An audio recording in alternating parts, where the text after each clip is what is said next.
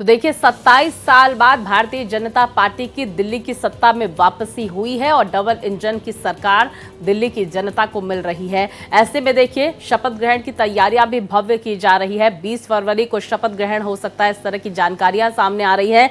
19 फरवरी को विधायक दल के नेता का चुनाव होगा।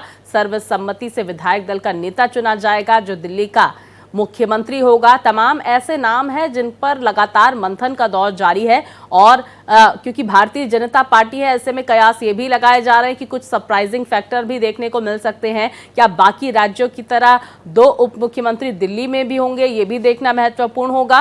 क्योंकि देखिए पूरी ताकत भारतीय जनता पार्टी ने दिल्ली के चुनावों में झोंक दी थी और इसी का नतीजा बड़े मैंडेट के साथ बीजेपी की सरकार आ गई है और अब सरकार गठन की जो तैयारियां हैं वो यहां पर जोर शोर से हो रही हैं। तमाम नामों पर लगातार मंथन का दौर जारी है। आज एक बैठक होने वाली थी, वो बैठक फिलहाल टल गई है और ये जानकारी सामने निकल कर आ रही कि 19 फरवरी को विधायक दल की बैठक में सर्वसम्मति से विधायक दल का नेता चुना जाएगा और 20 फरवरी को मुख्यमंत्री पद की शपथ होने वाली है। भव्य तैयारियां भारतीय जनता पार्टी की तरफ से और ये जानकारी सामने निकल कर आ रही कि तमाम दिग्गज इस शपथ ग्रहण में शामिल होने वाले हैं और ये भी जानकारी सामने निकल कर आ रही है कि जो भी बीजेपी शासित राज्यों के मुख्यमंत्री उप मुख्यमंत्री हैं वो भी इस शपथ ग्रहण में शामिल होंगे। रामलीला मैदान में ये शपथ ग्रहण की तैयारियां की जा रही हैं।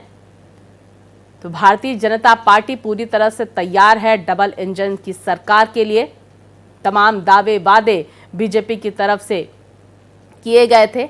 इन दावे वादों को किस तरह से अमली जामा दिल्ली में पहनाया जाता है ये भी देखना महत्वपूर्ण होगा। क्योंकि देखिए बड़ा मैंडेट, बड़ा भरोसा भारतीय जनता पार्टी पर दिल्ली की जनता ने जताया है और इन भरोसे पर किस तरह से खरी उतरती है बीजेपी पार्टी ये भी देखना महत्वपूर्ण होगा। फिलहाल देखिए अब कवायद तेज है।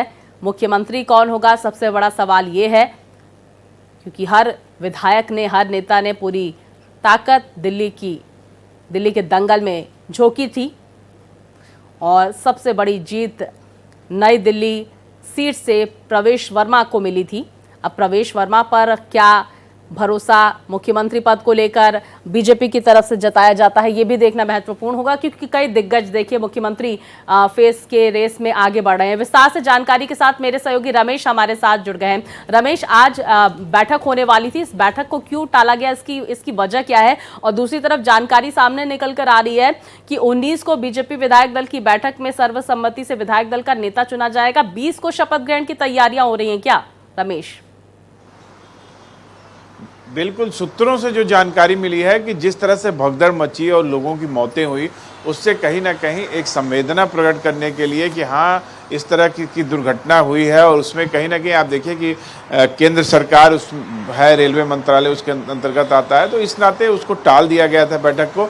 अब सूत्रों से जो जानकारी मिल रही है कि 19 तारीख को विधायकों की बैठक होगी और उसके बाद जो मुख्यमंत्री का चेहरा है वो फाइनल होगा और 20 तारीख को दिल्ली के ऐतिहासिक रामलीला मैदान में मुख्यमंत्री के शपथ ग्रहण का कार्यक्रम होगा। अभी ये जानकारी सूत्रों से आई है, अभी कंफर्म नहीं हुई है। जैसे कंफर्म होगी दर्शकों को अपने कंफर्म कराया जाएगा। रमेश, हम ये भी समझने की कोशिश करेंगे, एक बार फिर से उन नामों पर हम मंथन कर लेते हैं कि बीजेपी की तरफ से मुख्यमंत्री की रेस में कौन कौन से नाम आगे चल रहे हैं। दूसरी तरफ ये भी जानकारी आप हमें दीजिए कि क्या 2 उप मुख्यमंत्री बाकी राज्यों की तरह जहाँ बीजेपी की सत्ता है, दिल्ली को भी 2 उप मुख्यमंत्री मिलने वाले हैं क्या? देखिए दिल्ली जिस तरह से आप देखिए कि यहाँ पे केंद्र सरकार और राज्य सरकार के अधिकारों के बीच में हस्तक्षेप रहता है। डबल इंजन की सरकार है तो संभावना बहुत कम है कि यहाँ पे उप मुख्यमंत्री जैसा कोई पद दिया जाए। पर आप देखिए कि भारतीय जनता पार्टी हमेशा आश्चर्यचकित करने वाले परिणाम देती है और वो मुख्यमंत्री भी बना सकती है किसी ऐसे व्यक्ति को जिसके पे लोगों का ध्यान ही नहीं जा रहा है। नाम जरूर चल रहे हैं, चाहे परवेश साहिब सिंह वर्मा हो, चाहे आप देखिए कि सतीश उपाध्याय का नाम चल रहा है, रेखा गुप्ता का नाम चल रहा है, ये सब नाम चल जरूर रहे हैं पर कौन बनेगा ये अभी तक किसी को पता नहीं है। और भारतीय जनता पार्टी का जो एक तरीका रहा है, आप मध्य प्रदेश में देख लीजिए जिस तरीके से मुख्यमंत्री बनाया गया, राजस्थान में जिस तरह से मुख्यमंत्री बनाया गया, कोई नहीं जानता था कि डॉक्टर मोहन यादव मुख्यमंत्री बन जाएंगे। पर आप देखिए कि ये पार्टी का एक तरीका है। पार्टी अपने सारे जो कार्यकर्ता हैं, जो उनको आगे बढ़ाने के लिए लगातार ऐसे प्रयास करती है कि हर एक कार्यकर्ता उत्साहित महसूस करे और सबको मौका मिल सके। बहुत शुक्रिया आपका रमेश, तमाम जानकारियां हमारे दर्शकों तक साझा करने के लिए।